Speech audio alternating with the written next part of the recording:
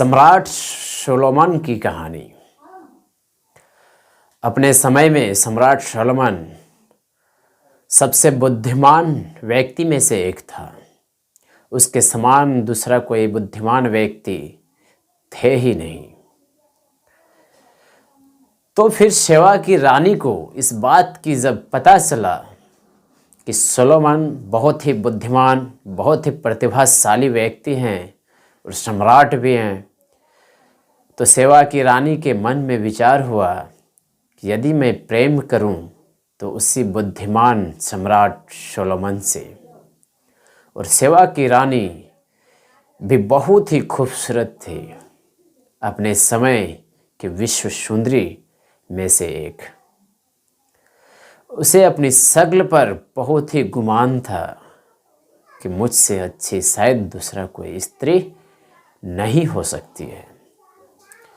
तो एक तरफ सम्राट सुलेमान जो कि काफ़ी प्रतिभाशाली बुद्धिमान व्यक्ति, दूसरी ओर शेबा की रानी। अब शेबा की रानी ने यह ठान लिया कि यदि मैं प्रेम करूं तो सम्राट सुलेमान से ही, क्योंकि बुद्धू से प्रेम करना तो आम बात है और बुद्धुओं से प्रेम करने का मतलब बहुत दुखदाई है। तब यह बात जब सम्राट सुलेमान तक पहुंचाई गई कि शेबा की रानी की यह प्रस्ताव है, फिर शेबा की रानी के मन में यह विचार हुआ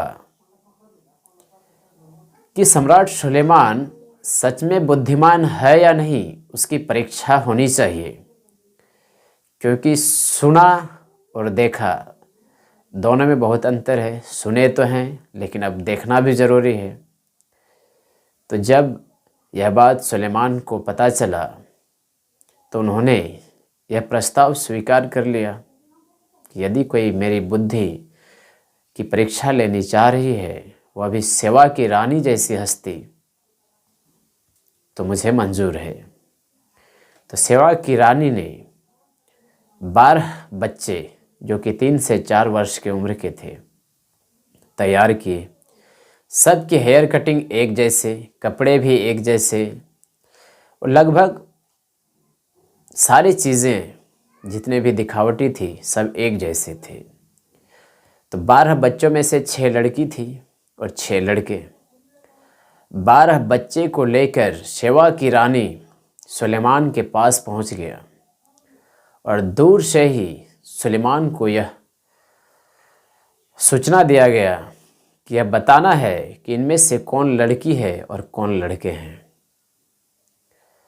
सिर्फ देखकर पता करना था सुलेमान को कि आखिर इस 12 में से लड़की कौन है और लड़के कौन हैं। जब यह बात सुलेमान को पता चला तो उन्होंने अपने मंत्री से कह दिया कि आईने लेकर सबके पास चले जाओ जितने बच्चे हैं।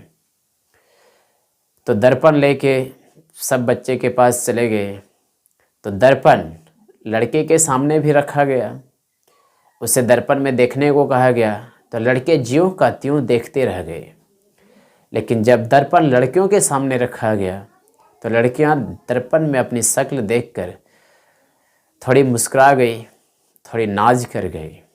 तो सुलेमान ने दूर से ही बता दिया कि इनमें से जिन्होंने हल्की सी मुस्कुराहट देखी दर्पण में अपने चेहरे को देखकर, वो सारी लड़कियां हैं, जबकि जो दर्पण में अपनी शक्ल देखते रह गए वो सारे लड़के हैं। और इनमें 6 लड़कियां हैं और 6 लड़के हैं। यह बात देखकर शेबा की रानी थोड़ी हैरान हुई, लेकिन बोली कोई बात नहीं है और एक परीक्षा होनी बाकी है। तब दूसरी परीक्षा का इंतज़ाम शेबा की रानी करने लगी। उन्होंने 2 गुलदस्ते बनवाए, एक फूलों का और दूसरा कागज़ के गुलदस्ते। बहुत बड़े कलाकार ने बनाए थे वह कागज़ के गुलदस्ते, और ऐसा लग रहा था देखने से कि फूल का गुलदस्ता और कागज़ से बना हुआ फूल का गुलदस्ता बिल्कुल एक जैसा ही था। कोई फर्क नहीं था, किसी भी एंगल से कोई फर्क नहीं था।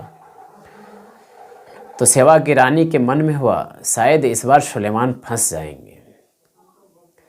उन्होंने दोनों गुलदस्ते ले गए सुलेमान के पास, और थोड़ी दूर से ही, जहाँ से फूलों का गंध सुलेमान तक ना पहुँचे, उतनी दूर से सुलेमान को यह प्रश्न बताया गया कि दोनों गुलदस्ते अलग अलग हैं, एक कागज़ के बने हुए हैं और एक सही फूलों की है।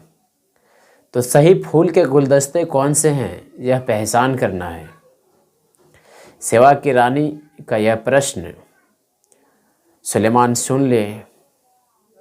फिर सुलेमान ने अपने जितने नौकर थे उसको आदेश दिए कि सभा के जितने दरवाजे खिड़कियां हैं सब खोल दिया जाए। तो सारे दरवाजे खिड़कियां खोल दिए। बाहर से मक्खियां अंदर आना शुरू हो गया, और मक्खियां जो सही फूलों के गुलदस्ते थे उसमें जाकर बैठ गई,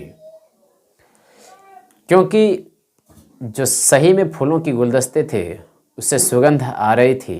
तो मक्खियां उसमें दो चार बैठना शुरू कर दी।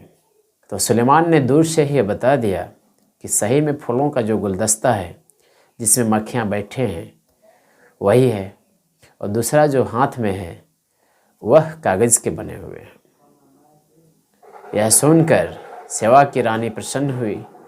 उन्होंने भी यह बात कबूल कर लिया कि सुलेमान सच में बहुत ही बुद्धिमान व्यक्ति हैं, और उससे प्रेम करने की जो बात थी उसे स्वीकार कर लिया, और दोनों के बीच प्रेम संबंध बन गए। यह कहानी